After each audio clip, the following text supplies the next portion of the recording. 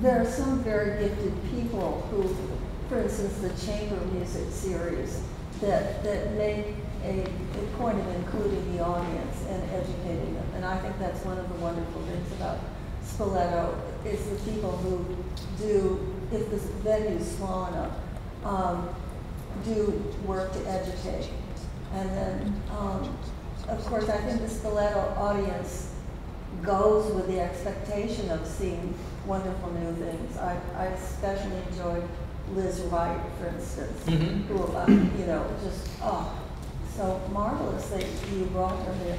I mean, I think the audience is ready for new things. I think with contemporary music, I would like to see a little more of bringing the audience in.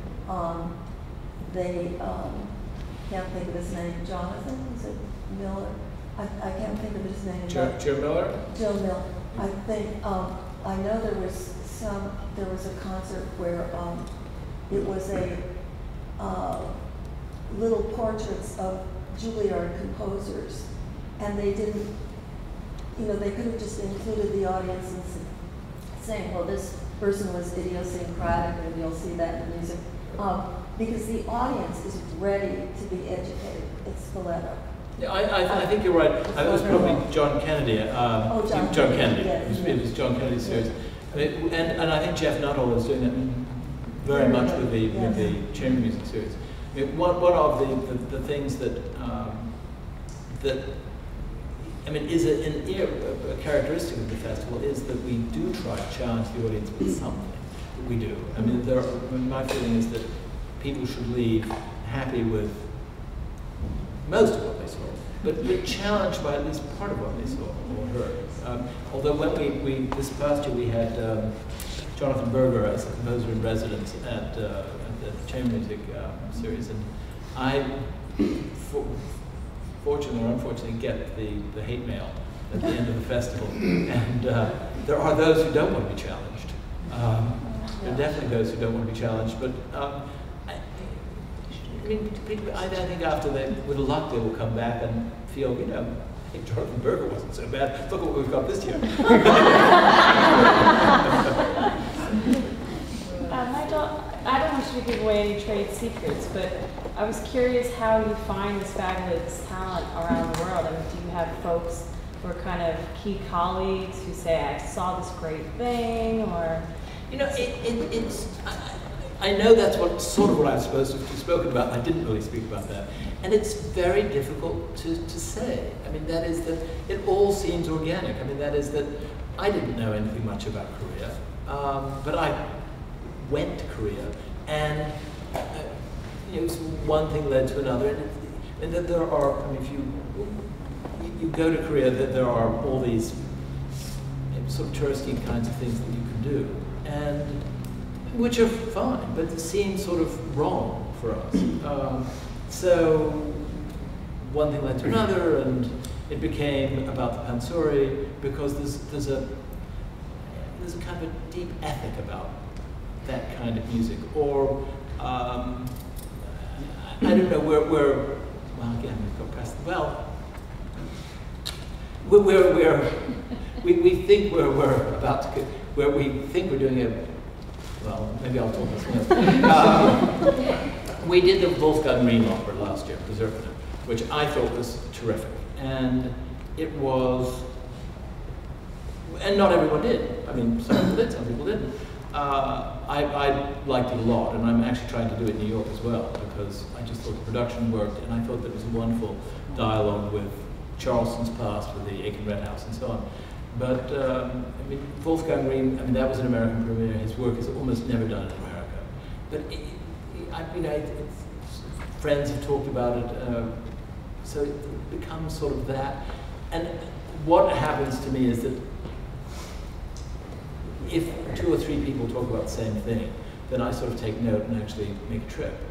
But it usually is 2 or 3 people, and it's all kinds of people. It's not just, you know, a series of scouts. We don't specifically have scouts.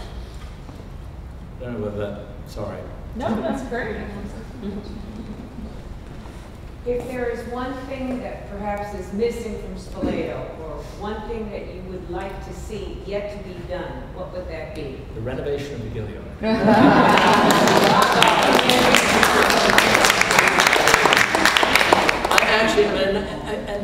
I know this is not about that, but the reason that I think that it needs to be renovated is that people do come to the festival from away, and when they come, they expect to find Charleston.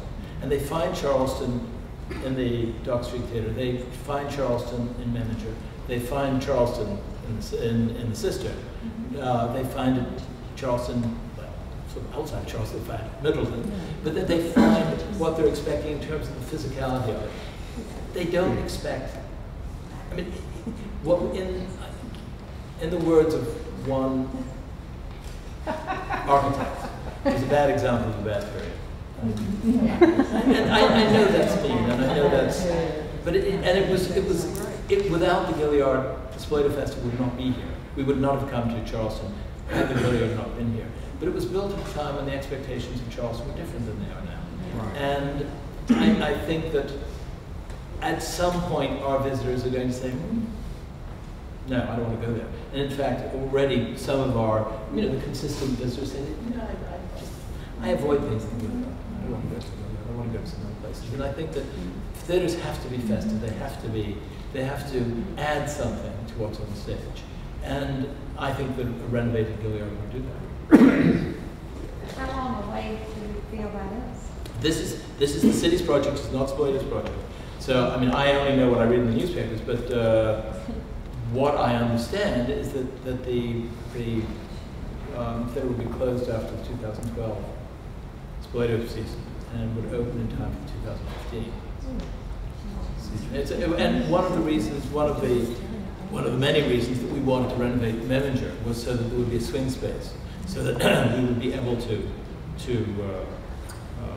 do something. And I don't think I'm revealing any secrets about this other thing. The college is also thinking about doing some work on the Sotillia, which I think will make the Sotillia into a brilliant place. At the moment, the acoustics are a bit deadened by those drapes that are on the walls, and the plan is to plaster those walls, and I think that will make the Sotillia into a much, much better place, and we will use it much more in the interim than we have recently. Nigel, as manager, which is more difficult, the assembly of the content or the execution of the content that you are presenting? Well, I am blessed. I'm blessed with extraordinarily good stuff here. People are, most of the Nunnally, Julia, Tasha, Reese have been here for at least 15 years. Paul has been here for 5. So there's a wonderful cadre of people who are doing the execution. I find putting the program together to be unstripped, totally unstripped. It is a kind of existential exercise, and sort of will this work, won't it work? I find it.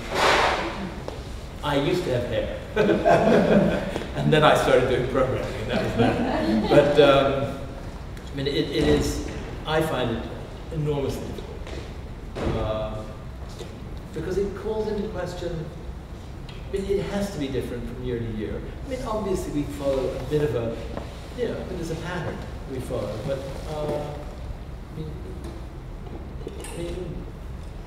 we spend a lot of resources, that is a lot of effort and energy on a particular thing, and is this the right particular thing with that thing? And somehow it can't simply be a Chinese menu. It can't simply be, well, okay, one of these, one of those, one of the other. There's got to be an organic quality to it, which I don't know whether the audience sees in the way I do. I'm not sure the audience does, because to some extent people pick their own festival. They create a festival by choosing, you can't see everything, it's impossible. And I know because I try. And it's nonetheless, somehow there has to be some interconnection, if it's only on a human level, and I think, which is obviously the best level for it to be on, that somehow you feel that the dialogue that a composer is having with an audience, whether the composer is dead or alive, they're still having a dialogue. Whether the director is doing the right thing within the context of the whole. and so on. I mean, so it's far and away the most difficult part, which is going on right now. So it's tough.